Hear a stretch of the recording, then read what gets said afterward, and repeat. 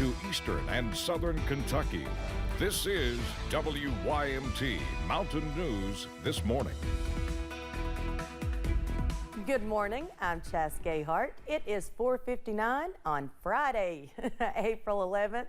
Let's go check in with Brandon, and it's so nice to say Friday instead of Monday. I know, right? It is a good Friday, and we're going to see again a little bit of rain following us into the weekend there for at times anyway, but this morning just a few scattered showers. It rained a little bit heavier earlier. Let's take a look at live pinpoint Doppler radar.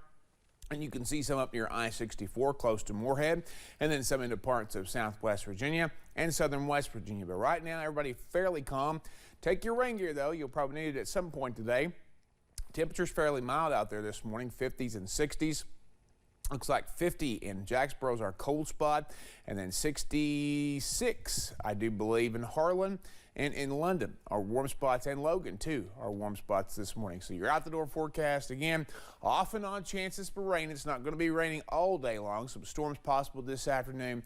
Take your umbrella, take your rain gear. It's going to be a little bit milder still today, though, just not as warm as yesterday. No mid-80s today, just mid-70s out there later today. Chas? Thank you, Brandon. Well, the city of Louisville and the Commonwealth are only now beginning to heal after the downtown bank shooting. The first of the 5 funerals will be held today. Tommy Elliott and Dina Eckert will be laid to rest. Joshua Barrick and Jim Tutt will be laid to rest this weekend. Juliana Farmer's funeral arrangements have not yet been announced. 8 others were injured in the shooting, including an officer who's still in critical condition. The Louisville shooter's family says he was seeking counseling for anxiety and depression. Many now are wondering why he wasn't identified as a threat. Dr. Dustin Wygant is a psychology professor at EKU. He says it's complicated to link psychological mental health to acts of violence. He also says if you have a loved one who is having mental issues and you're concerned about them harming others, there are some key indicators. They include increased substance abuse, being more disengaged from others, and feeling more begrudged by others. You know, it's really those behavioral indicators that are more of a predictor of who might engage in violence versus just having anxiety, having depression, and other types of mental conditions. If you or someone you know needs help, it is out there. You can call 988 for the Suicide and Crisis Lifeline.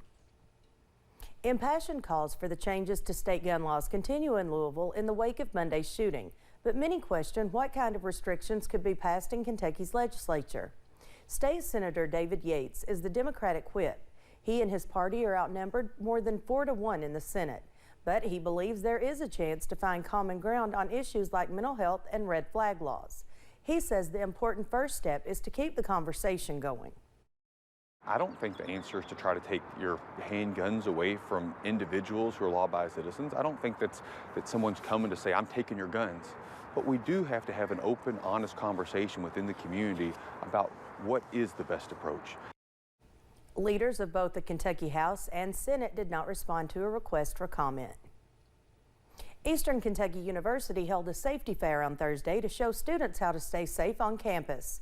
Students were able to speak with first responders on possible scenarios such as an active shooter situation or a fire inside the dorms. This could happen at any moment. It could be us, it could be anybody, so we want to make sure that we are prepared.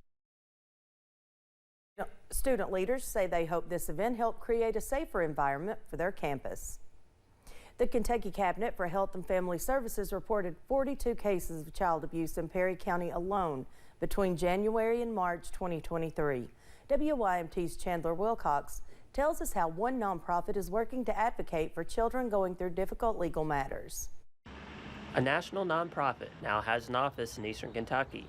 CASA, also known as Court-Appointed Special Advocates, will be a helping hand in court for children ages anywhere between birth and 18 years old and have experienced abuse or neglect. It can be sexual, it can be physical, it can be lack of nourishment, lack of necessities, home, shelter, or home, food, water, those things. With the help of trained volunteers, advocates can identify cases they could be of service in. Let's say that you've acknowledged that a kid or you saw that a kid is being abused or you think or suspect abuse. Everybody in the state of Kentucky is a mandated reporter. So if you see it, you've got to report it. Cases come from varied backgrounds, But Densmore says abuse or neglect can be generational. It's one of those situations where my grandmother did it, my parents did it, and now I'm going to do it. And so it's just a generational cycle, unfortunately. And specifically in our service area, a lot of times it's unfortunately substance abuse. CASA provides one-on-one time for children in those cases.